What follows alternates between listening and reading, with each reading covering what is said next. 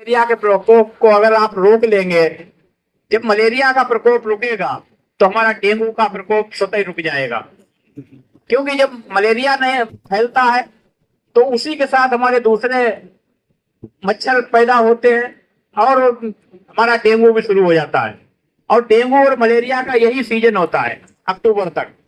अक्टूबर के बाद मलेरिया भी कम हो जाता है, डेंगू भी कम हो जाता है, सभी वेक्टर बोर्न डिसीज कम हो जाती हैं, क्योंकि जो परजीवी हैं वो स्वतः धीरे धीरे जब से मौसम ठंडा होने लगता है तो खत्म हो जाते हैं। तो इसकी जरूर चिंता की जाए। इसके शिविर भी लगते थे, इस बार शायद अभी शिविर नहीं लगा है वेक्टर बोर्न डिसीज के ऊपर, अभी लगा नहीं है ना।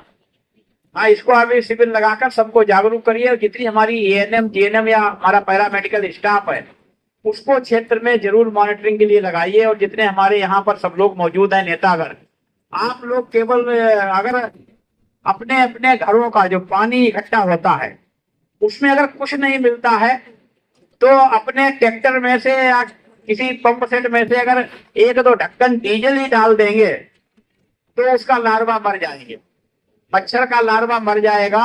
और अगर नालियों में हमारे लोग जागरूक हो जाएं, एक दो ढक्कन रोज अगर तेल डाल दें तो जो गड्ढे में पानी जाता है इकट्ठा होता है वहां के भी सब लार्वा मर जाएंगे।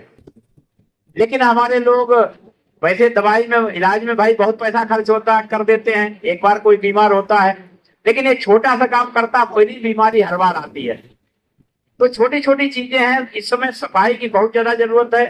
अपने घर के आसपास, घर के बाहर आप कूड़ा इकट्ठा ना होने दें, पानी इकट्ठा ना होने दें, तो उससे हमारे जो स्वास्थ्य विभाग के लोग हैं इनको भी सहूलियत होगी, क्योंकि बीमारी कम फैलेगी, लार्वा कम डेवलप होगा। जब हमारे मच्छर नहीं पैदा होंगे तो फिर ना मलेरिया फैलेगा ना डेंगू फैलेगा। तो इसमें सहयोग तो आम जनता का, आम नागरिक का, सबका चाहिए। ऐसा नहीं खाली हमारी एएनएम जीएनएम या पैरामेडिकल के स्टाफ जाएगा और वो उसको खत्म कर देगा। भाई गंदगी हमारी है तो गंदगी में ध्यान भी, उसको सफाई में ध्यान भी हमें ही देना पड़ेगा। फिर बाद में हम लोग कहते हैं कि वहां से स्वास्थ्य विभाग से कोई नहीं आया इसलिए इस गांव में बीमारी फैल गई। स्वास्थ्य विभाग के ना आने से बीमारी नहीं फैली, बीमारी आपके गंदगी जमा करने से फैली। जो आप लोग गांव में रहते हैं और गंदगी फैलाते हैं, बीमारी उससे फैलती है। स्वास्थ्य विभाग के लोग तो उस बीमारी को रोकथाम के लिए जाएंगे, आपको दवाई देने जाएंगे। तो कुछ लोग कहते हैं कि हमारे गांव में सफाई कर्मचारी नहीं आया। अब से ये तो सफाई कर्मचारी की व्यवस्था 2008 से लागू हुई। 2008 में पहली बार गांव को सफाई कर्मचारी मिले, उससे पहले तो गांव में कोई सफाई कर्मचारी होता नहीं था। तो सब लोग अपना झाड़ू पोछा अपना खुद ही करते थे।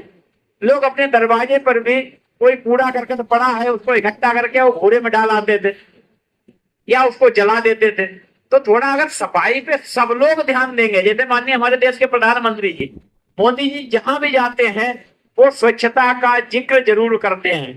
वो इसीलिए करते हैं कि जब स्वच्छ रहेगा सब मामला तो निश्चित तौर पर हमारी बीमारियां नहीं फैलेंगी। क्योंकि सबसे ज्यादा नुकसान हमारा बीमारियों से होता है। और दवाई के लिए हमारी केंद्र सरकार और प्रदेश सरकार लगातार आयुष्मान कार्ड बना रही है। अपने देश में 140 करोड़ में से 36.5 करोड़ लोगों के आयुष्मान कार्ड बने हुए हैं जिनको मुफ्त दवा मिलती है। 36.5 करोड़। अमेरिका की तो आबादी भी नहीं है, अमेरिका की तो आबादी ही है 33 करोड़। तो अमेरिका की आबादी से ज्यादा लोगों को तो भारत सरकार ने आयुष्मान दिए हुए हैं। और उससे लगभग 2.5 गुना ज्यादा को तो हमारा देश के प्रधानमंत्री मुफ्त राशन दे रहे हैं। लगभग 82 करोड़ को माननीय प्रधानमंत्री जी मुफ्त राशन देने का काम कर रहे हैं, सबको खिलाने पिलाने की व्यवस्था कर रहे हैं।